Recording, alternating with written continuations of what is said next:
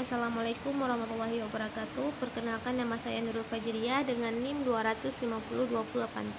Pada video kali ini saya ingin membahas tentang masa kemunduran Daulah Abbasiyah dan faktor penyebab kemunduran Daulah Abbasiyah.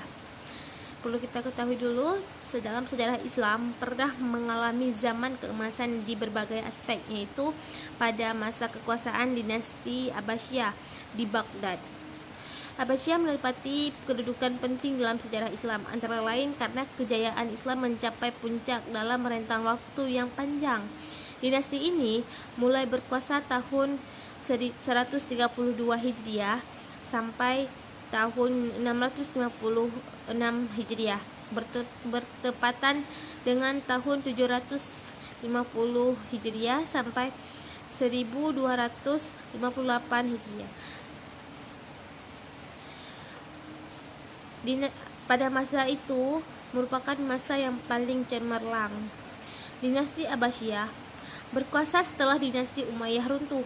Hal ini terjadi pada tahun 1132 Hijriah. Pada awal dinasti Abbasiyah menempati Kufah sebagai ibu kota dengan pusat di Istana Hashimah.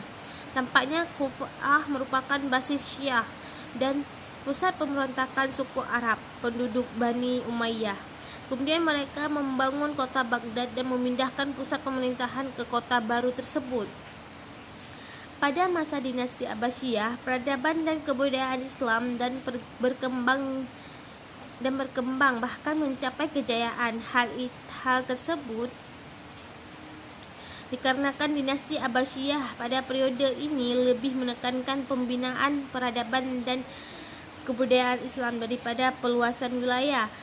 Puncak kejayaan dinasti Abbasiyah terjadi pada masa Khalifah Harun ar-Rasyid tahun 786 Masehi sampai 809 Masehi dan anaknya Al-Ma'mun tahun 813 Masehi sampai 833 Masehi.